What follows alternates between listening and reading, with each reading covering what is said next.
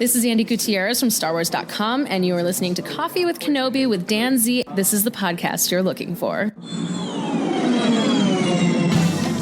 This is James Arnold Taylor, and you're listening to Coffee with Kenobi. I have a good feeling about this.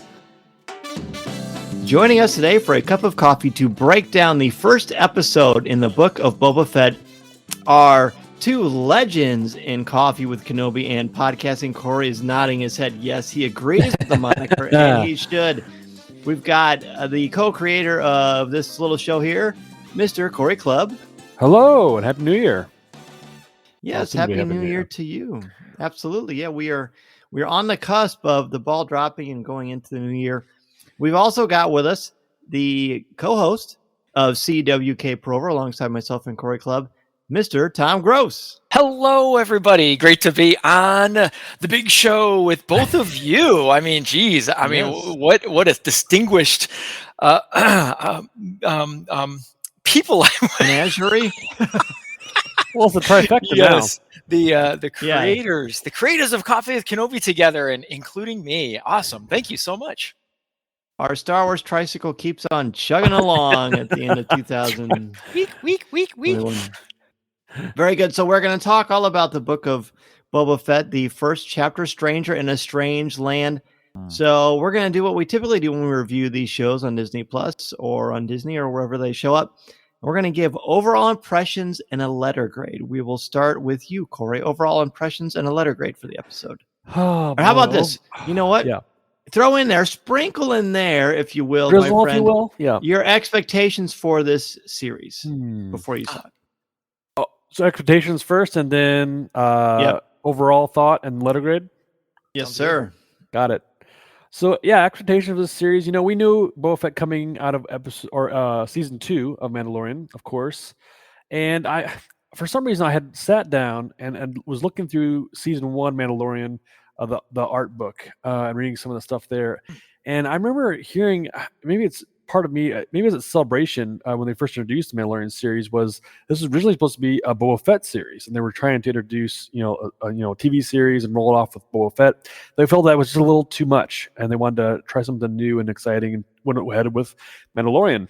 So I don't know how much weight that gives to this series, but I think definitely coming in with expectations were pretty high. I mean, it was exciting. I think people were excited to have the character back in Mandalorian, and I was excited to see what's going to happen next. Right, we got that cut scene at the end. We see him take over for Jabba, and what's his goal? What's his next step? And as he turned off a new leaf, we see him do some supporting roles, some good in the galaxy, as we see him help return Grogu to the Mandalorian. So that was my expectation. Was high. I was looking forward to this series. It's been a long time coming.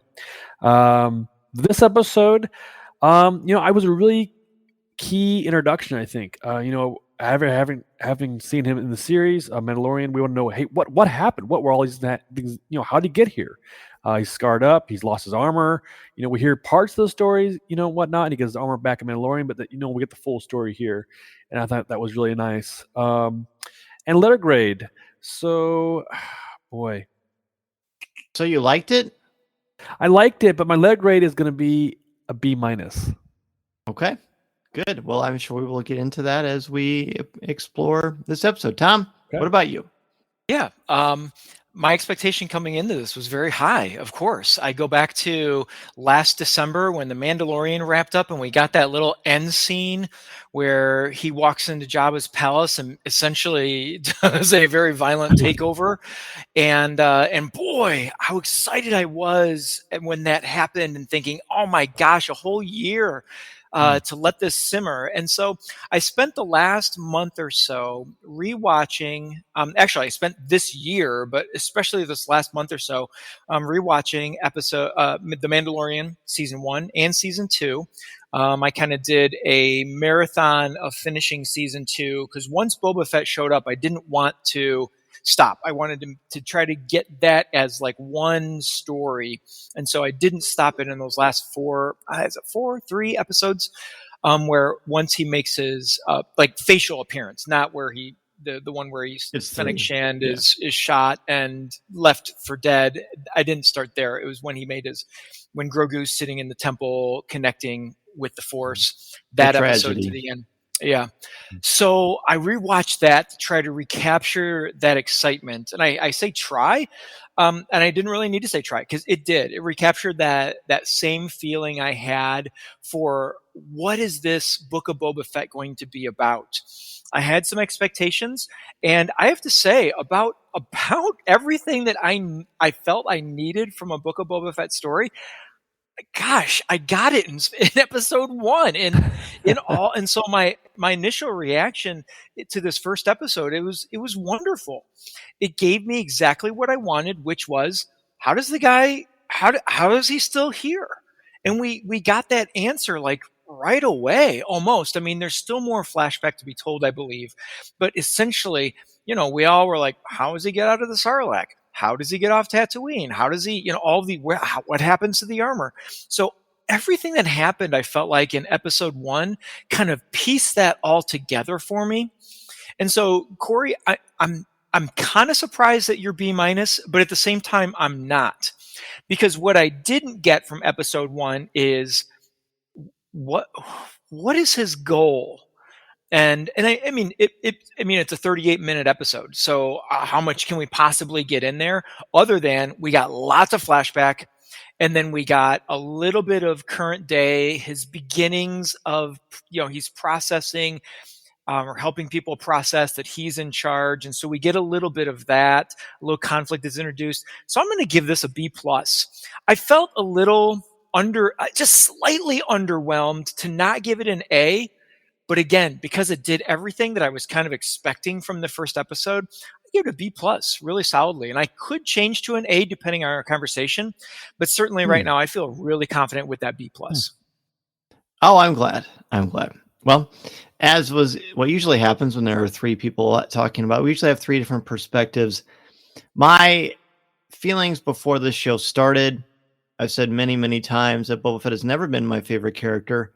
And I didn't think he was much of a character at all. And then when he showed up in the season 2 of The Mandalorian, The Tragedy, boy, did he catch fire. And I was a massive fan because I just loved the energy and the passion and the intensity. And I don't love violence, but I loved how the choreographed violence by Tamir Morrison and Robert Rodriguez. Just a great combination with Ludwig Göransson's score for that character in that episode. And then the following 2 episodes, how he just kind of comes into his own. And then the end of the rescue, when he shows up and he kills Bib Fortuna and takes the throne, I'm like, what's going on here? I don't understand what his code is. So that was a fun thing to explore when I was writing his entry in the character encyclopedia, because I had to take all those things into consideration, and it was fun and challenging. So I would say baited optimism was how I felt before this started. So we came home from a fun little quick getaway, the 5 of us for our family. And I look at the clock and I'm like, Mason, Book of Boba Fett, is in a couple hours. And he knew because everywhere we went, there were posters of it. And we kept saying, Dad, look. And then I said to Deanna, it's dropping at midnight. And she goes, well, why don't you guys stay up? That'll be a fun memory. I'm like, well, that's going to be tough for me. But she said, it'll be fun. It'll be worth it. You don't have school tomorrow. I'm like, that's fine. So then I get online and I get some stuff from Disney, and I see that it is midnight Pacific time. I'm in the Central Time Zone. Wah. So Mason, the show's going to start in 2 hours. It's actually going to start in 4 hours. And he's like, that's fine. He's ready to go. He stayed up the whole time. He woke me up probably 4 times while we were gearing up for it.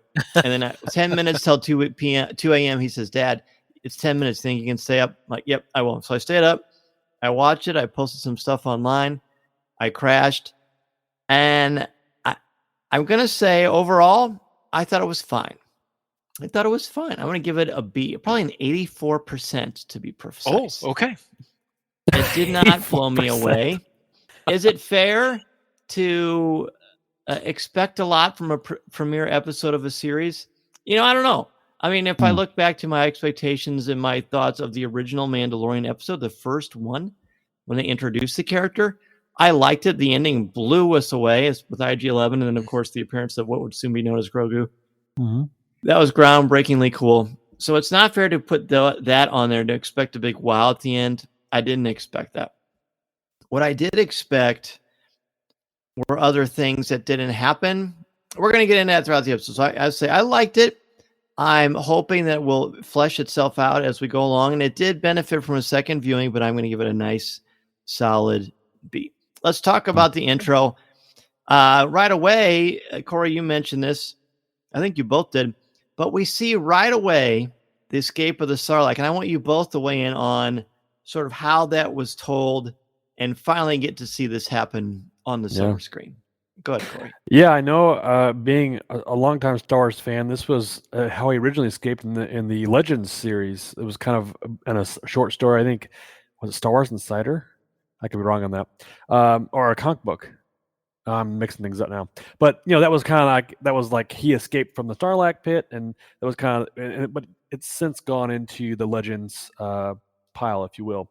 I can't say they didn't pluck that from the pile. I mean, they've been plucking other things from the pile we've seen, so I think it's a good case. But I loved actually this concept of him being in the belly of the beast and waking up, and that was like instantly. I had a flashback of Return of the Jedi.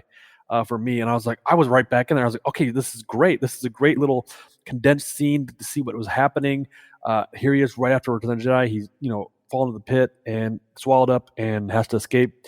And we know he escapes, obviously, but it's just he flips on the light and sees the stormtrooper helmet and takes the little breath. Just the technique of his willingness to survive, his I don't know, his motivation to live, and we see that kind of throughout this episode too, and I find that interesting, the way he does it this way. And then he crawls out of the sand pit, of course, and also had flashbacks of the muddied Mandalorian covered in mud. I think from season 1 when he fought the Mudhorn. The Mudhorn. Thank you. So I kind of had a side by side vision of that for that scene. I was like, oh, that's kind of cool. It's really neat to see that he's made it. Of course, then the story goes on to see his armor get taken from the Jawas and whatnot. But I liked that a lot. That was probably my favorite part of this episode was that Sarlacc escape. Tom. Nice. I'll take the flashback even further back when starting on Camino. We see that scene where his dad's ship, I suppose at the time, sitting on the platform, and then he flashes forward to the arena on Camino. It's Camino. Well, but the arena. Oh yeah. Why can't I think of where that is? From Attack of the Clones. Yeah. Yeah, and I just what I love about that Geonosis. Geonosis. A Star Wars movie, yeah. Okay, yeah. That one Star Wars movie. But what I loved about that is it's such a small little piece. I mean, we spend less than 10 seconds on either one of those planets, but and it's stronger than a tip of the hat. It is a recognition of the full story.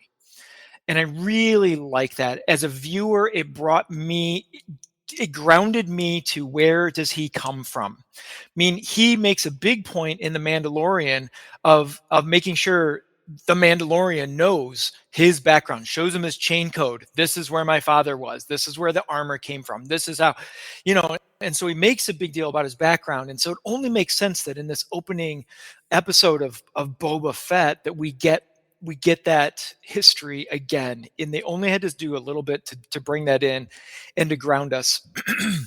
But one thing that really helped me with this opening and the idea and the concept of the Sarlacc is, and I forget, Dan, I think you sent this picture when you were in Galaxy's Edge. You sent a picture to us of the Sarlacc in Doc Ondor's. Isn't there Yes. And it shows what the body of the Sarlacc looks under the sand, so that I could picture, okay, how does this work? What's it look like and so it made sense that he didn't crawl out of the mouth. When he stabs the side of it, and I can picture that we don't see it, but he tears open the stomach, he burns it to death. The only thing that really, I don't know, disappointment is too harsh. But the only thing that I was expecting was not there was there to not be a stormtrooper. I love the kind of scariness of it, that the stormtrooper armor is green and kind of gray, like disintegrating. But I was really expecting more to see more of the victims of Jabba, of that battle, like seeing some of those guys down in there stuck in the gullet of it. But it's fine. It didn't really bother me that much. It just kind of shifted my expectations of what I would see. But it does make sense. The Empire was occupying Tatooine. Sure, I'm sure a stormtrooper at some point fell into the trap of the Sarlacc, and there he is. But anyway, I thought that was super cool, the way he burns it to death and then crawls out of the side of the stomach into the sand and up. Totally makes sense to me, because I know what the inside, or what the underbelly of the Sarlacc looks like in the pit. And so that little detail from Doc Ondor's, at least I've been there, so it seems like a little detail from Doc Ondor's, but how important is that piece now, now that we see the escape of Boba Fett? So I thought that was a marvelous. It was exactly what I wanted, and it didn't have to be flashy. Yep. I suspect people wanted some grand, like he bursts out of there with his jetpack and flies away from the Sarlacc. No, I loved the grittiness of him escaping, and it was like what's the Alcatraz movie? Not the Alcatraz, but like it was a prison escape where they come crawling out Shawshank of the Redemption? mud. Yeah. Yes, and he like comes out of nothing and pulls himself up. So I thought it was magnificent. Wow. Well, I'm glad. I guess when it after it What do you happened, think, Dan? What'd you think? well, what did I think? When it started, I said, "Oh, they're doing this now. It's happening now." I guess I thought this would be like a very, very slow burn payoff that would happen throughout the season or whatever. But that's not a fault of anything. I mean, this again is a problem why I'm so guarded about expectation, or trying to anticipate or think about what's going to happen, because I ultimately end up getting disappointed. After it happened, I said, "That's it. That's it." It was like 2 seconds. Now look, if you are claustrophobic, that has to be horrible. That has to be a horrible scene to watch. It must be like suffocating. I felt that, and I'm not a claustrophobic person. I saw the stormtrooper, and I'm like, well, what? I mean, I guess it's possible that since they've been walking around Tatooine looking for the Death Star plans, from A New Hope, that one of them eventually, took a bad step, or, who knows what those rascals are doing in the Empire. So that using the air and all that was fine. But then he escapes, and he crawls out, and he's clearly very weak. And to see the Jawas kind of strip him of his family heritage, and then very uncharacteristically smack him in the head with a rifle to knock him out. We've never seen Jawas do physical violence to human beings, so that was a little off-putting. But I don't know. I feel silly, but I was a little underwhelmed by that. And the problem is that since 1983, we've been imagining what that might look like, Sure. And so when you finally see it, that's one of those things where it's almost impossible to meet any kind of expectation you have, purposeful or not. Now, I never consciously thought about, how does Fett get out of the Sarlacc pit? Does he get out of the Sarlacc pit? I never thought that. I think in our brains, we just kind of connect dots to make things work in our brains. You know what I mean? So then it happens, and you're like, huh. I don't know. I mean, it was cool. I get where you're going with that, Dan. You try not to formulate an idea, because you want more Fett adventures, I think, as a fan. And you don't really necessarily care how that happens, you just want it to happen. And I remember thinking that, and growing up as a fan, and just I want more Boba Fett stuff, comic books, whatever, right? And so I feel like that's just a byproduct of to getting to that point. It might felt like it was payoff if I got to spend more time in the Sarlacc and less time. A whole episode of Sarlacc. No, like less Tusken Raider and more Sarlacc. I think that would have made more sense. There'll be more story, but it'll probably pay off. The Tusken Raiders. Yeah, I think there's more to stay there. I felt like it was very much in the same vein as the introduction of Ahsoka and The Mandalorian. I really felt like people were expecting there to be more of a hunt in that episode for Ahsoka, and they start with her from the moment that episode opened. And I felt like when we get to the Sarlacc, I was like, wow, this is just like the introduction of Ahsoka. Why mess around with it? Let's just cut to the chase. Yep. Let's get it taken care of and done. And to the Jawa thing, I guess I wasn't surprised by it. First of all, we've come to know the Jawas to be just dirty rascals. But I go back to the episode, I think it's the second episode of The Mandalorian, where he has that knockdown drag out fight with them, Yep. and then they tear apart the Razor Crest, and they do Yep. all that terrible Right. stuff. So when they use the butt of that rifle to punch him in the face or do whatever, I guess I wasn't. So it was violent. You're right. It had that little shock value, but I was like, yeah, I would not expect anything less from those scavenging Nerf herders. Yeah. Okay. Interesting. So we're not gonna do like I've been reflecting. Like I don't really want to go bit by bit of every narrative beat because I feel like I'd rather dive deeply into some of the bigger issues, and I think that was the big one. So I want to talk about just the fact that they do a flashback. I think is interesting. So let's talk about the back to tank. I'm assuming it's a back to tank because they do say he has to heal, but it also seems to be tied to him being a clone as well. It's very, very difficult to say. It's so early. This has only been out for, less than 24 hours at the time of this recording.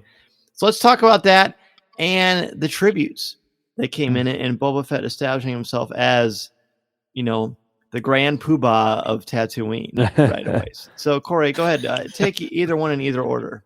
Yeah, the back to tank is really interesting because we see that from the trailer of this series, and we knew Bacta's in Star Wars. It's like the medicine of Star Wars, right? It heals you. We see Luke do it in Empire. Obviously, that's the main scene I recreate in my head.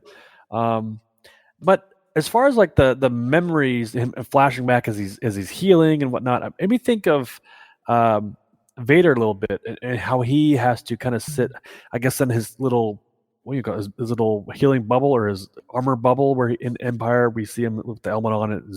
He's like reflecting or whatever that little chamber is. I'm assuming it's some kind of a healing chamber. I don't know what it is, but I kind of remind me of that somehow. Like I feel like it's his quiet place, his place to go and reflect and heal. And this was kind of it for Boba Fett. And obviously we've seen a lot of flashbacks in some of these other series in Star Wars, which hasn't been used up until as of late.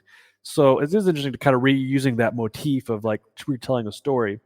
I was okay with it. I was okay with the flashbacks. I think it felt good to get that, like you said, get that stuff out of the way in a sense. Like, let's just get the main story. This is what's happening.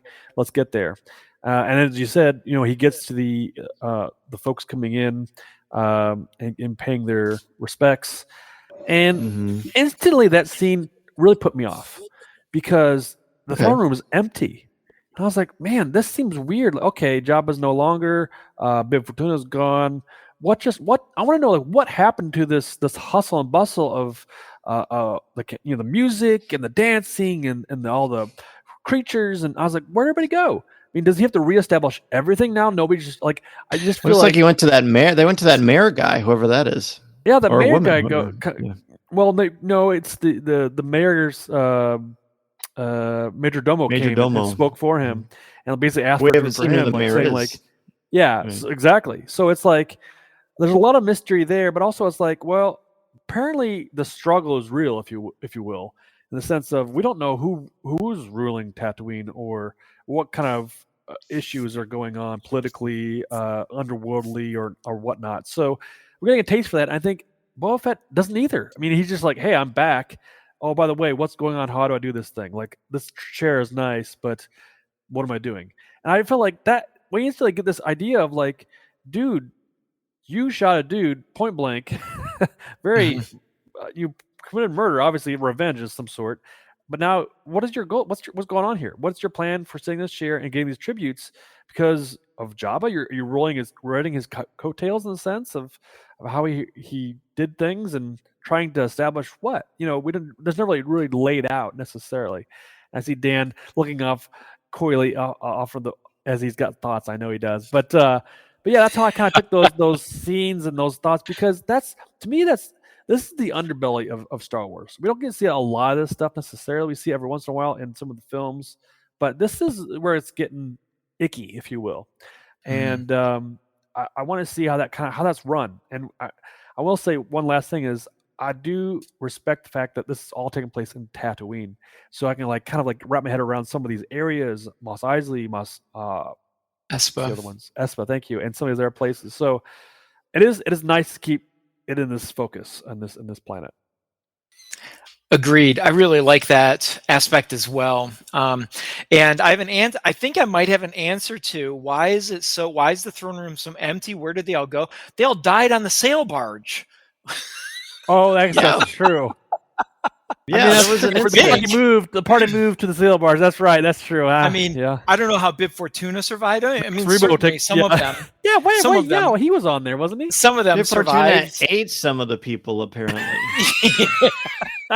Oh, snacks. Great. He was quite Yes. Gamorrean greedy. guards made it out. The Max Rebo band made it out. Yeah, interesting. But Yeah. I assume that point. many of them died in that, and many of Okay. them probably by attrition just went their own ways when Bib Fortuna took over. Who knows? I mean, Sure. and maybe Boba Fett has made it clear that he doesn't really want that. Like, I don't know. It's hard to tell. But I originally thought when I finished watching the episode, I wondered, will they continue to use this flashback device throughout the series? And after listening to you, Cory, I'm starting to think that they will. And I'm not trying to project anything here. That's not my goal, but I do think that we'll continue to see that. And I wonder if it will give us more purpose as to all the things you just mentioned about, the violent takeover. What's the purpose behind this? I wonder if these two, flashback and current day activities, will eventually overlap into telling this story of purpose and why Jabba's palace, why Tatooine, and all of that. I found the tributes to be very frustrating as a viewer of the story. I think it did exactly what it was supposed to. I think it was supposed to frustrate me, and in that everything seems so meager and disrespectful, especially with the what is he called, the domo, Major Domo. Major Domo, or Domo Arigato, or the Major Mr. Domo. Kabato. And like, I was so irritated with that guy. And I was like, quit with your little, like, this, like, oh, I'm so innocent, and you're so, I was like, I really wanted Fennec Shand just to lift her rifle and to do away with this dude, and have, but clearly there's purpose to the way he's doing things. And I think they made that blatantly clear, that this is going to be different. He's going to walk the streets. He's willing to fight the fight, even though Fennec Shand constantly is on his shoulder saying, look, I can do this for you. People shouldn't talk to you this way. You shouldn't bring these Gamorrean guards in, and all of this.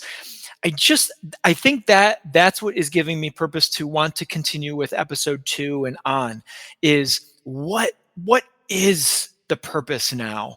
And I think that tribute really got that story started.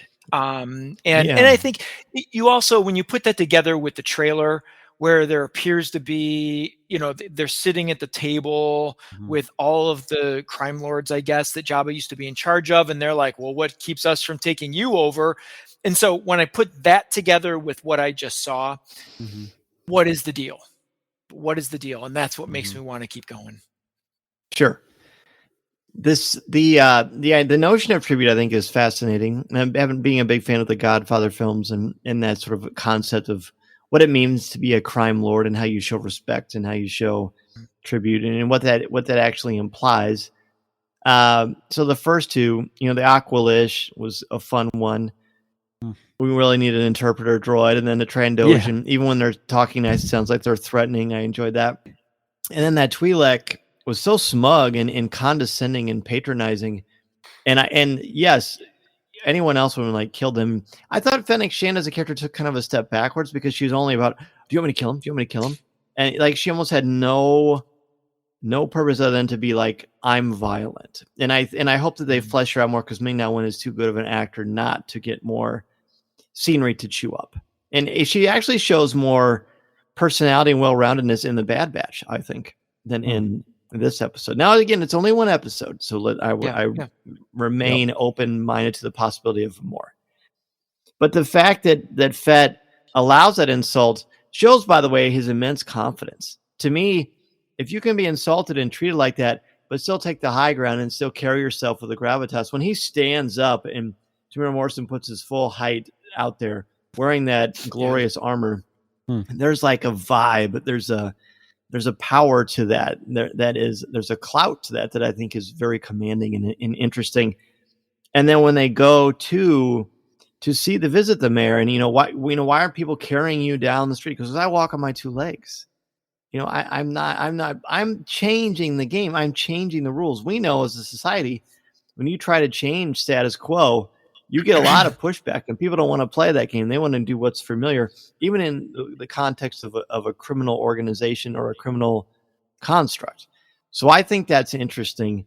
We get to see Max Rebo and hopefully Rex from the Star Tours, and Astromech playing the drums. How great is that? So that was really, really fun. So I found that part interesting. I think my problem here is that, there's that fight sequence with those ray shields or whatever they are, that they're kind of trapped in the middle. That didn't do a ton for me. I mean, it was kind of cool, and you get to see Boba Fett disintegrate somebody at the very end because he's mad. But I felt like his violence and his ferocity was kind of toned down in this. He wasn't as desperate here because he wasn't trying to regain his armor. But his helmet's bouncing away. Some Jawas are taking it. It's got coins in it. He's letting people clean it and stuff. I was like, what is this guy doing? Like, what is he doing? And I found myself being possessive of his armor to a degree, which I think is kind of an interesting thing that I think they want us to feel. And a lot is probably sprinkled over from The Mandalorian, especially in season 2, perhaps. So I don't know. I think, and I texted you and Jeff about this, Cory. My challenge with this part sort of encapsulates, and I did like the episode, but I think it's important to be a critical thinker and intellectually honest. Sure. I didn't get that Boba Fett intro moment. Like, in everything that you do, in every story that you tell, no matter how many times the story is told, you get a hero intro of something, whether you're watching Spider-Man, No Way Home, or you're watching Ahsoka appear in The Jedi in season 2, or you're seeing Captain America in Civil War. Every hero, even if they've got 60, 70 years of history, they get a little intro. His intro is he's inside a monster and spit out, and then he's torn into nothingness. I feel like that was lacking, and this could have been the moment to show, hey, this is why Boba Fett is tough. Hey, you viewers who maybe aren't familiar with the character, or maybe you didn't see season 2 of The Mandalorian, right? This is why Boba Fett is who Boba Fett is. Yeah. And we didn't get that really there either. And that, I don't know, a little disconcerting for me. You make a good point, because you don't have that. Whether it's you mentioned a hero moment, it's not necessarily he's not a hero in the sense of like saving the day. But you're right; they should have tacked. But he is the protagonist for this. They should have tacked on that his throne room entrance where he shoots Bib Fortuna, and like that's the moment, right? I feel like they should have capped that on the beginning there. It reminded us, by the way, remember this happened? Boom! Here he is. He's back. He's doing his thing. Cut to how he got there, right? So kind of that would have been a nice kind of review, but also taken back that hero moment and saying, "Hey, this is Boba Fett. He's back, and he's gonna smack some heads around." The part I felt was weak in this whole thing was he's reliant on his back tank, and I didn't feel like he was very reliant like that in season 2 of Mandalorian. Like. We see him in season 2. He's got 2 blasters. He's blasting the stormtroopers, and he's throwing bombs, and he's really like shooting rockets. I was like, man, he's back in full form. He's ready to go. Like, where was this guy in this fight? I mean, he didn't know how to get out of this. He little struggled scuffle. with these guys. Yeah, he shouldn't have like, struggled. They shouldn't have struggled at all. And Fennec Shan also seemed like she struggled. So I don't know if that's just more of like they're unsure of like what to do. Should I fight in this moment, or should I be more reserved? I think maybe he's making that contemplation of like, okay, I've walked the street, if you will, and given my piece. Do I need to fight these guys? I mean, they attacked me. Do I attack them? And obviously, we see how frustrated he gets with one of them, like you said. But again, he's rushed back to the back of the tank, and like he's like taken back, and like these Gamorrean guards, which I thought were very helpful, and put him back in the back tank. Yeah, they fully did. Dressed and everything. They splash him in. I was like a kiddie pool, and I was just like, man, I didn't expect this at all. It really threw me off as a fan and looking forward to like, okay, this is gonna be a kind of a thing he's been going back to every time he gets hurt or needs to go back to go pull himself back together. I was like, man, that seems like that's not the Boba Fett I know. Yes. I found the street fight to be disappointing as well. I can't, there several things went through my mind watching it, and the first is to your point on the Mandalorian and dealing with the stormtroopers. He's much more fierce in that. I agree, and that's where Very this much doesn't so. really make sense to me. Other than I think, okay, so stormtroopers are stormtroopers. They have a reputation for not being particular, even though Obi-Wan Kenobi says they are, the best fighters and, soldiers and in the galaxy, we know that they are not. And so these guys with the ray shields are underworld. They're dirty fighters. They surround them. Yeah. So I'm like, okay. And they do seem very nimble to get up there. They even though Fennec Shan doesn't have really trouble with them on the roof, they certainly confound her a little bit in the chase. She wants to kill him. Yeah. And so, okay, they're a little bit more formidable than what we're used to. So I was still like, okay, these are kind of nobodies.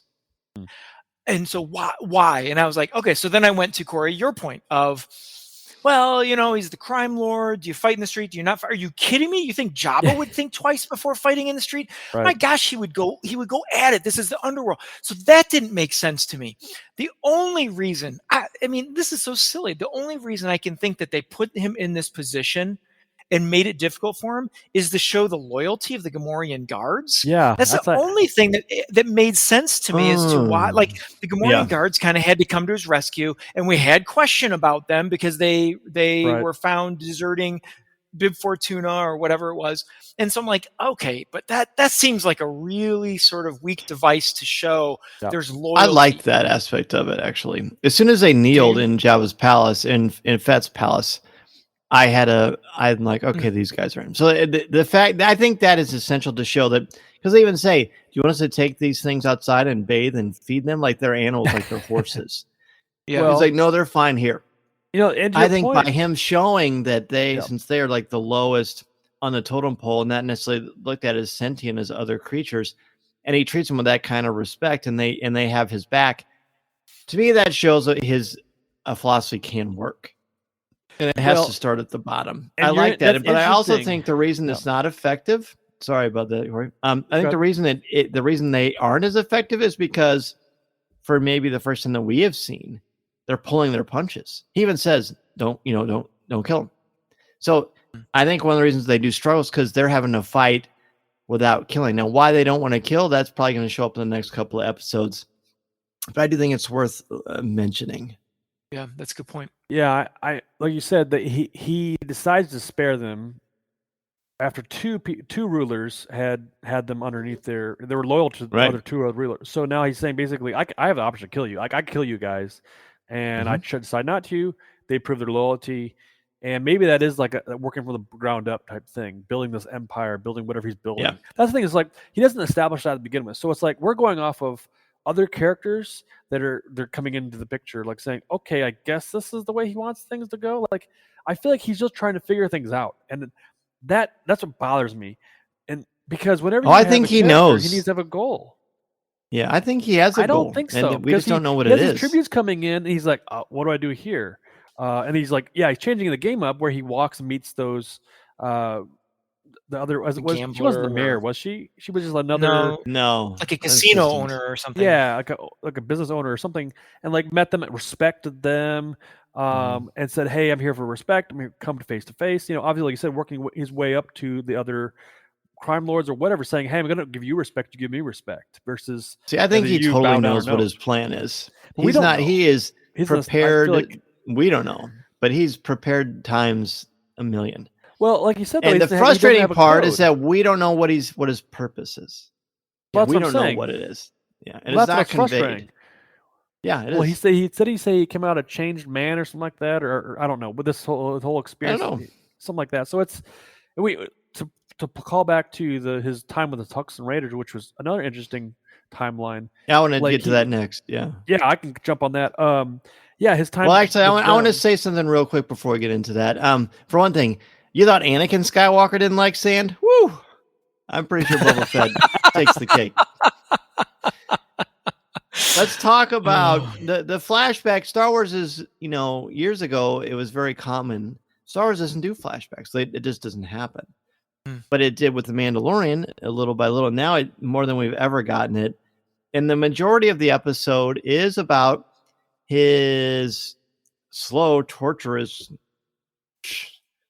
I don't even know how to, dalliance with these Tuskens and how they treat him like horribly. Like I felt terrible for him, like him getting his armor ripped off and getting knocked out and then constantly being dragged. It reminded me of The Good, the Bad, and the Ugly, the classic Clint Eastwood, Sergio Leone Western, where for a good chunks of that movie, one of the three is always being dragged by rope through the desert.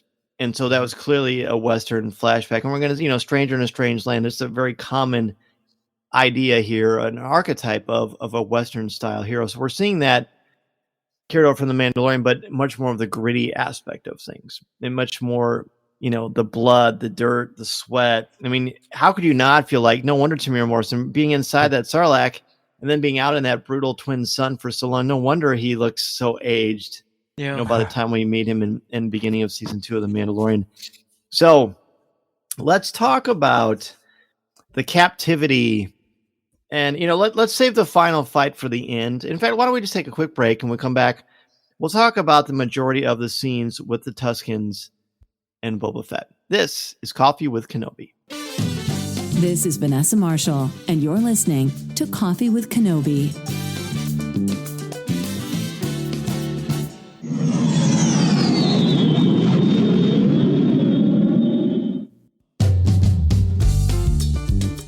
We are back talking about Boba Fett's adventures in the desert with the not very kind Tusken Raiders. Cory, I know you got some things you want to say. I mean, we've got a lot of sequences. We've got the first time he escapes. We've got when he does escape and that little fight and that showdown. I mean, there's I think a lot of things we can look at. And then that frustrating roadie who just does not want to cooperate. That's right. So take it anywhere you want, Cory. I think there's a lot of things to talk about. Not necessarily like summarizing it, but just sort of like breaking down key things that you think are important. Yeah, thanks. I think you hit it right where it has a very Western motif, Western movie motif of, the rebel or the bad guy has been captured by, I want to say, like kind of this peaceful tribe in a sense, right? Because I feel like Tusken Raiders kind of serve that purpose of, we see them in Mandalorian being kind of peaceful, helpful in the area. And these are a different tribe. They dress differently, so I assume they're different than what we'd seen before. But you're right. They mistreat him. They use him in the sense of just keeping him alive, in a sense. For their whatever purpose they have for him. But I think he comes to kind of some idea of, I don't want to be captured like this for the rest of my time. I want to be able to change things, and we see a shift in his mindset in this captivity, and so he's looking for a way to kind of earn his place, if you will. And we've seen that a lot, I think, in other story-driven movies and things like that. The hardened criminal earns the price of the young boy. It's kind of been used before. So again, I feel like this is a little bit been done before type thing, in the sense of, I know this is where it's going to go, and I think that's okay. I mean, it's okay to use those type of things because they work, but he doesn't like actually initiate necessarily like, oh, I've learned something or I realized something. He just kind of goes about his business. He tries his way first, it doesn't work, and then he decides, okay, I better think about this a second time. Like, we got to work together type thing, and we see that play out with that, like I said, the final fight. But he's realizing, they see the bandits or whatever at the outpost, or I don't know if it's an outpost, it's the dwelling, very very reminiscent of A New Hope.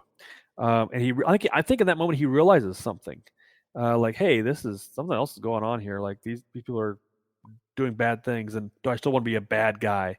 And of course, we see him interact with the child, Tusken Raider, and I thought the weirdest part was when they're finding these little coconuts of water under the sand. Like, Yeah. that didn't work for me. The Rodian was like fighting 3 and 4, and he's like, here you go. This is Boba Fett's not fighting anything. I'm like, dude, this guy's a resourceful bounty hunter from years of resourcefulness, and he can't find water in the desert. Like, I think that's one of those things that you can innate. Like, some of the stuff just doesn't work. Where's the Boba Fett that was like, he is ready for any situation type thing. He's just, on it. And this guy's lost, or he has like been beat up so much, like you said, from the sun. He's dehydrated. He's hungry. He's exhausted. Yeah, but like he doesn't have any of his usual right. things. But you're also your mind works. Your mind has been trained to do certain things. I think that would come in handy in certain ways. So the slots doesn't really work for me necessarily. This moment of kind of proving himself. But I mean, I get it. I understand it. So I heard you. Interesting. You keep mentioning that. I don't think there's a shadow of a doubt. I don't think he's trying to prove anything. I think he's just trying to stay alive.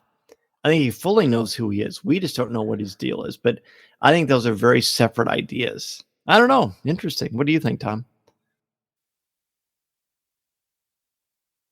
You muted Tom, I think. Tom. No, I didn't mute Tom. I think Tom muted Tom. No, that was me. Sorry. Tom muted Tom. My apologies. It was like when he was talking to the Rodian and no sound came out. That's right. Cool. This is the part of the episode that I loved. Oh, really? I really liked this. So, Cory, you said some things that are reminiscent of what was going through my head, except I think I was thinking of it in a different light. Okay. I felt like this sort of defined who Boba Fett is today. This is the Boba Fett. So we're not looking at a bounty hunter anymore. What we knew from Empire, from the Clone Wars, but clear back to being with his father Jango, that's a different person. And I think what this did for me is it redefines who Boba Fett is. Because as he was sitting there tied up to that stump of log next to the crazy Rodian with that dog watching him, that dog creature watching him, I sat there and I thought, this guy has been in the presence of Darth Vader. This guy's dad was killed by Mace Windu. Like, all the flashback from earlier in the episode came back to me, and I was like, this is the low of the low. And it also reminded me of a couple other stories of like rough defining moments of characters. One in particular, well, two in particular, are like the background of Tarkin. From the book by James Luceno, where we learn about like the toughness of Tarkin's homeworld and all the stuff he had to go through. It was reminiscent of this. Captain Phasma, her background of the harsh realities that she grew up in her world. That's kind of what. So when I saw Boba Fett in this position, I was like, this is it. Like, this is a defining moment that's going to tell us who Boba Fett is now. And why is he going to lead by respect and not by fear? I still don't have the answer to that, but I really saw it as sort of like a reset button for him. I really liked this mostly because of the way we saw Tusken Raiders in The Mandalorian. So we have two stories of Tusken Raiders: the Anakin story, Anakin Skywalker story of Tusken Raiders, and the Mandalorian story of the Tusken Raiders. And this is kind of a mixture of the two. We see the brutality of them, the way they treat a slave or someone they find in the desert. I kept thinking, why didn't they kill him? Why didn't they kill this Rodian? But I do see. So if you go back in our Star Wars lore, and Dan, you might be able to give a little more insight into this through your research and writing the encyclopedia. But I seem to recall that Luke's Uncle Owen was always like, we got to shut things down before they come. We got to shut things down, make sure the Tusken Raider, and so when the young Tusken Raider takes Boba Fett and the Rodian to that homestead, he took them there to steal and pilfer water. And then when he realized that they were beat to it that day, and there were already vagabonds there stealing that geyser of water, he was like, well, I guess we have to go to the other direction and dig up the plant things of water. The way I made sense of the Rodian had more success was he's a Rodian. he must have some sort of a sense of that, being able to find that as being their race. That's how I could made be. sense of it. Other than Interesting. just the hard Yeah, luck that's of him interesting. finding He's nothing. his poor hands. I mean, he finds something. Yeah. Sand. Boba Fett finds things, but not like the Rodian was. And so thank goodness, man. Good thing the Rodian had better luck because of what I'm sure we're going to talk about in a little bit. But I love this because of the mixture of what I know about a Tusken Raider from both of our stories of the past to what we see now. And man, dude, I love the hierarchy, the visual hierarchy of this tribe. I mean, there's clearly like what you would call, in my eyes, the shaman. I mean, he had that dark cloak on, and we saw a lot more of their culture in this one, which I thought was super cool.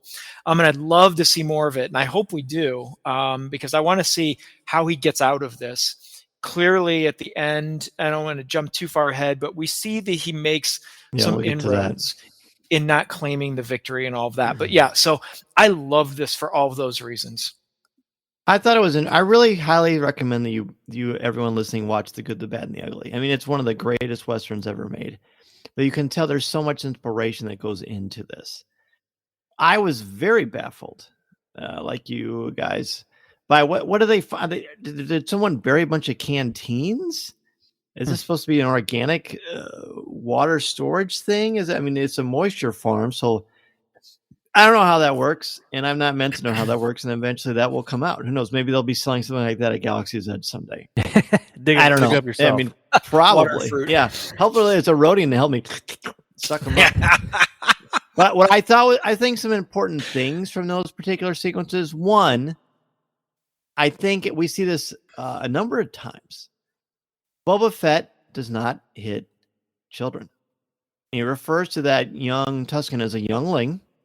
A couple times, and he like when it's attacking him, he has a chance to retaliate. He does not. He consciously stops, and then that one is and probably the same one that's leading him around, and it swings him to hit him when he's drinking the water, and he catches it, and he says, watch it, but he's not going to hit him. He doesn't disrespect him. He doesn't try to he could overpower this thing at this point. Mm-hmm. He doesn't. He respects what they're doing, and maybe that's what he does later with all this gangster stuff. Interesting idea why he does that. So I don't know. I think that's very important. And plus, he has respect. We see he has respect for children because he was a child. We do see the flashback with him mourning the loss of his father. So there's that connection. He relates to the Mandalorian and Grogu. There's another possibility where we're connecting dots that may not even exist. But that's kind of what every podcast does, right? Sure. And then I think it's also interesting that when he does escape, I love that sequence. And then he's going to fight that Tusken one-on-one. And there's two of them that dress very strikingly, almost like vampiric and Tusken at the same time. Yeah, and they both like kind of this mono, like almost like in Black Panther, like the fight on the falls, and like there's like a respect, understanding thing there. At the end, the Tusken kids run up like scavengers, but it's the adults that show the restraint. And they just kind of look at him and walk away and tie him up again, what have you. I'm pretty sure that if he was well rested, that he could have taken that Tusken out. But I don't know. Maybe we'll get to see a reenaction of that or a rematch later. But this tribal notion of respect, I'm just so fascinated by it, especially as a student of mythology and seeing how different cultures weigh respect and what that means. I think there's a lot of interesting things going on behind the scenes here that hopefully will pay off later. Yeah. I agree. So, there's something I was going to say that may come back later. We can move on. I was going to respond to something, but I don't remember. Okay. Well, I think the only other main thing to talk about at the end is the final fight and what actually happened. So, Cory, I'm really interested to see what you think about this. Yeah, this is interesting to me because I at first thought when they were digging it up, we watched it as a family, and my boys were like, "Oh, it's the crate dragon." That's what we first thought it was. It's a crate dragon. It's gonna attack them or something. And they start digging it, becomes these claws or whatever it was. What's this? I've never seen this creature before. Can you guys identify this thing? I don't. 4-armed. Nope. No clue. It Lizard. looked like a Clash in the Titans kind of a thing. Yeah, and like I Yes. even felt like the creature itself was like practical or whatever. And it felt like it was really I don't know, monster like a Black Lagoon type guy or something. I Not don't know what it was. sentient. Yeah. Yeah, it seemed weird. So good job to make it feel like it was like actually living in there, and it just proves that Tatooine is full of surprises. It's crazy how much stuff is there. But this thing is huge, and you have this fight going on, and like you said, as you guys are talking, I'm thinking through like, okay, yeah, he does kind of realize he needs to make some changes, and this is his chance to make that change. You know, I can I can run off, I can fend for myself, I can trick there. He can basically do a lot of different things here. He chooses to fight back, and beknownst to the young sand person, to defend basically, and save him basically, right? So the dog has no effect, and it proves, like you said, I like the way you said it, Tom. This proves that Boba Fett's journey is now on a different path, right?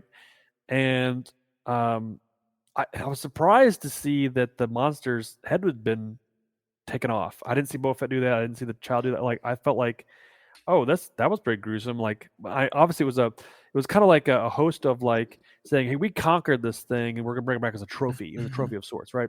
And I would see this again. I feel like it's a rite of passage. And you mentioned the fight between the Boba Fett and the I don't know if the young sand person had beat him. Basically saying like, hey, if you beat this guy, it's your rite of passage to fight him, type thing. And it's kind of very reminiscent of other cultures that, like you mentioned, Black Panther, just that way of coming of a new path. And I think that maybe that's what Boba Fett is understanding as he's fighting this creature. Like, hey, I need to prove myself to them that I can be different. I'm not just a nobody or whatever. They have him searching for water, but maybe this is, like I said, hopefully they bring the story to light to where how he interacts with his culture. And he says the leader, I don't know what his name is, but like hands him the little jug of water, saying, "You've earned this," in a sense. Was what I was referring to before. Like he kind of has to prove himself or earn his way, and he had to understand that, right? Like you said, Tom. Like he had to like say, "Oh, this is how it's going to go down. Like this is how I'm going to go from now on."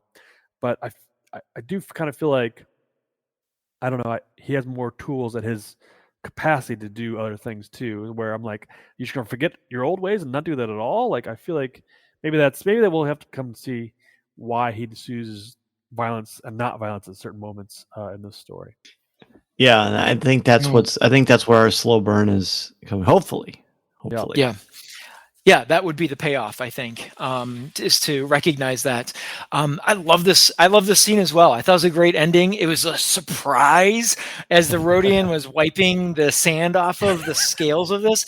A million things ran through my head, and the Krayt Dragon, of course, was on that list. But boy, was I thrilled to see a new monster. Yes! And it was like a 4-armed gorilla when it came down onto its two, and it was walking on the front legs in the back, and I was like, oh my gosh, it's like a lizard gorilla or something. Roll for initiative. Yeah, that's right. It was so great. And was it just me, or did anyone else think when Boba Fett got up on its back and took the chain around the neck, I was like, oh my gosh, that's how Jabba bit the dust too. Exactly. It threw over the chain and pulled on the throat of it. Yep. I was like, oh, this is so great. Now, question about that, because the answer to this question really plays in, depending on how we answer this, plays into, Dan, your observation of his treatment of of children. So when the Tusken Raider child, youngling, runs into the camp doing their scream thing, carrying the head of this beast, he was claiming, the youngling was claiming to victory, have won that prize. Am I correct in that assumption? That's not how I I mean, I think that he thinks it was his prize because of how it happened, but I don't think that the youngling took credit for it. I don't think that at all. Okay. See, I saw it as, and this is just me, I saw it as he was taking credit for it And Boba Fett was just allowing that to That's right. happen as respect for the That's what I child, thought, which then fits right in with your assessment of how he treats the children. So here he defeated it, blah I blah think blah. that's having why fun. he got the water from that head tribesman, because The tribesman knew. yeah, The I tribesman think you're the knew. tough. tribesman sees this. through it, but at the same Yep. time, it's kind of that like could be. the child claims the victory as a tribal victory. The shaman, I don't know what else to call him. I'm going to call him a shaman because that's what I saw him as. The shaman comes over, hands him the fruit with recognition of, I know that you Respect. assisted Well, in see, this. the way that he acts Respect. out with his hands, what happens in the fight itself, it looked to me like he was describing what Fett did. It did. I Well, never got the idea. I think so too, but I think he was taking credit like he did it. Interesting. Is how didn't I get saw that. it. I'm not. I don't know. I might need That's to see it again, but that was a definite question I had. So I'm not 100% firm on it, but that's the way I Yeah. saw it. Was the child was telling the story of how he defeated the creature. But all kids do, That is And the right? shaman saw through it and gave Boba that's- Fett credit, but without taking away from the kid's story. It's like when Interesting. two people, a father and son go out and like hunt a deer or something and say, "We got a deer." Well, did the little boy really get the deer? But he participated. Like that was kind of the thing. Yes. Yes. Not in that sense. I'm trying to tie things there, but like I think what it comes down to, it doesn't matter who took the proceeds, or I don't know, the glory, but like Yeah. he gained respect in that moment. And Everybody that's what wins. I think Boba Fett again learned. Oh, okay, this is how it's going to go down. Like I understand now. Interesting. See, I don't know. I've watched it a couple of times now, and I don't know. I do like the idea that the child's excited and says it, and Fett just doesn't have a need to say anything, and the elder tribesman understands what happened, and I guess we'll find out pretty quickly, next week when we get to see the second one. I enjoyed this part. I thought this was a cool wrap up. This is probably the most exciting part to me, and it was at the end. But new creatures always great. I like both of you, and I'm sure like many people listening, I thought it was a great dragon, and I thought, well, this is about to get interesting. and maybe this creature shows up somewhere in the Legends line. I like that they continue to take things from the Legends line, and I'm surprised we haven't brought up John Jackson Miller's Kenobi, because there's a great story in there about Tusken subculture and cultures and leadership and hierarchy. So I'm sure that inspired some of this as well. It was a great fight, a thrilling fight, a brutal fight, and the way that he does it, yes, does remind you of Leia, the Hutt Slayer. Although he would have no way of knowing that's what happened. That's true. He was the stomach. Yeah, but that was a pretty cool thing. Right. And I love seeing his strength there. Like I get the sense, the way he fights back here, the Boba Fett is showing a lot of restraint, and all we've heard about is no disintegrations, and he's the most dangerous bounty hunter in the galaxy and this that, but he keeps showing restraint, which by the way isn't a sign of weakness, and some people may interpret it that way, but that's actually the opposite of that. I mean, that's one of the reasons why the Jedi are so powerful, because they, if they wanted to, could take over the galaxy, but they show restraint with their abilities and do other things as well, which I think is important. So when he does that, and he gains everyone's respect, it'll be great to see how that happens. But him getting the water, and Tamira Morrison just knocks it out of the park in this entire episode. He is such a great actor. And how cool that this man who's been working the convention circuit for years, and he's done a lot of other things too. But the fact that he's getting rewarded with this meaty role to be able to show a lot of nuance with his face, the greatest teeth in the galaxy too, by the way, as Ryder Waldron pointed out on Twitter. Dr. Ryder Waldron, DDS. Right. Sure. And then, at the end, like when he takes that water, very satisfied, like, all right, now we're getting somewhere. Let's move on from this. So I thought that was important. Again, everything that they do in this episode to build an understanding of subcultures.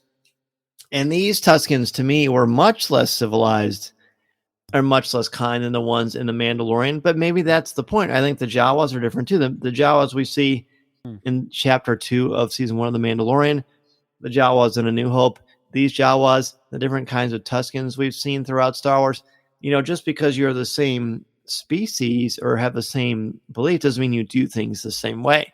I think that's pretty important, and does actually bring real diversity to this fictional universe, which I think is pretty important. Yeah, well said. I like that. I think there's a lot to build off of with this episode. While I feel the same, it didn't have the shine that I might have expected. It certainly has a lot to work with. Yes. Well, let's, Cory, Yeah. as we wrap up, is there any stones we didn't overturn or any points that you want to bring up before we close things out? Yeah. Overall, it's interesting because coming off of Mandalorian season 1, episode 1, the introduction to the Mandalorian, we don't no idea who this guy is. He comes in taking a bounty, doing his thing. We see his ship, we see his methods, we see he's just a type of guy. And then we meet the final, the baby Yoda character at the end. Boom, it's done. That's the first episode. And it was such a great introduction to this type of Star Wars story. It's episodic, it's live action, it's on Disney Plus. Like the music and the credits and the beat by beat, was just really a standard, I think. And I think that this Boba Fett series is a little bit like kind of playing second fiddle to that, in the sense of like, it's riding its coattails a little bit. I mean, which is right. I hope that they carry over this type of these type of themes over to the Kenobi series and Cassian Andor series. Like, I hope that this is the way we get it, like we did with Clone Wars, where you get the the quick introduction and the word bubbles and all these type of things. So it's like, I feel like there needs to, that's the standard, right? And I feel like this is almost too close to Mandalorian, so people could be maybe confused. Like, even my kids are like, wait, when is season 3 of Mandalorian? Is this before or after? Or is this Boba Fett now, or is this after? Like, there's a little bit of there needs to be a little more of a separation, a little bit. I thought the music was even a little too close to Mandalorian. It was different and had its own little boom boom, like this thud at the end, which was kind of nice. But it wasn't as catchy, I guess, as the Mandalorian. But I think it has a lot of room to grow, and I also feel like there's a lot of things that needs to get done as well. Like, it has room to grow, but also it needs to carry its own weight in its own way. So those are some thoughts. Interesting. Isn't it great that the Mandalorian only was initially exciting because it was so reminiscent of Boba Fett, and now Boba Fett is a victim of the success of the Mandalorian? So talk about circular concept. I think you're right with that. Yeah, I mean, I think the more mysterious to me was who the Mandalorian was, and that we didn't know. It was a brand new character. There was coming into Boba Fett. If it would have been Boba Fett first, we'd have known a lot about Boba Fett going into this, and had a lot of, like you said, preconceived notions of, oh, this might happen, this might happen there. Like with Mandalorian, we had nothing, so everything was a surprise, and that's why I think it was a lot more enjoyable and learning about a new character along the way. Love it. All right, Tom, any last minute thoughts or anything that we didn't talk about that you want to bring up? The only thing that we didn't talk about is we just, I guess I would have thought that we'd have talked more about Fennec Shand in this episode, based there's on not much to say about her. No, there's not. I mean, unfortunately, we basically said everything that needed to be said. It's just after her role with Boba Fett as a partner in The Mandalorian, I mean, she was integral to all of the story that involved him in The Mandalorian. She seemed very, and I think you said it, Dan, it was like a step backwards for her character in this opening episode. I'm sure that's not going to be the way it plays out, but it just seems that's notable to me. When we talk about this first episode, is that she really didn't have much to do. But it's not the book of Boba Fett and Fennec Shand, it's the book of Boba Fett. So maybe it is something to note going forward, is that this is a story of him and she's a part of his story. And they do have some nice moments where there's clearly mutual respect there. Like, there's no, while he's the boss, she refers to him as the boss, that he does not treat her as less than. And I hope that becomes a narrative. And that's what it was like in The Mandalorian as well. So we will see. The only thing I really want to bring up, I feel like we talked about the main ideas. I feel the same way I did at the beginning. I really like hearing both of your insights on this, as always. because it helps me to sort of piece things together. I still think when I look back at this later, after I have all of the story, I'll probably look at it a little bit differently. And high five Jon Favreau and Robert Rodriguez and Dave Filoni and Kathleen Kennedy for this and for how they're telling the story, because we don't know, and there's some frustration there. And that's the trick with Star Wars. When it's a story element that's somehow tied to the original trilogy, and I'm speaking for myself, it's hard to live up to what's in my brain. It's hard to. Oh, it's hard for a lot of us. Very true. So that's kind of it's a victim of its own success. And what a glorious problem to have. Yeah. What a rewarding one. And I'm looking forward to seeing where it goes and seeing what everyone thinks. Let us know what you think about Stranger in a Strange Land, the first chapter in the book of Boba Fett, on CWK in the Cafe, on our Facebook group, on CWK Live, where next Monday you're going to give your top 5 moments from chapter 1 of the book of Boba Fett. But in the meantime, Cory and Tom, thank you both as always for meeting back on Coffee with Kenobi. Cory, let everybody know where they can reach out to you and ask for your autograph, whatever they need to do. Yeah, if you want to reach out to me on Twitter at Cory Clubb, or email me, CoryC@CoffeeWithKenobi. Tell me about your favorite part of this episode, or what you thought of Boba Fett coming into this. I'd love to hear it. Definitely be some chatter going on out there. I think people are excited about this series. That's the thing too. People are excited about Star Wars again. It's a good time to be a Star Wars fan. And much as we, I think, break these down and digest this stuff, if you're not talking about Boba Fett being digested, it's a good time to be a Star Wars fan. We're getting these types of stories, these characters back into the forefront, and it's a great time. So love to hear from you. And Tom, if people want to reach out to you and ask you about this, about Dungeons and Dragons, about Spider-Man, whatever the case may be. Goodness, yes. Well, the best place to catch me is on Twitter at Draftline, DRAFTLINE.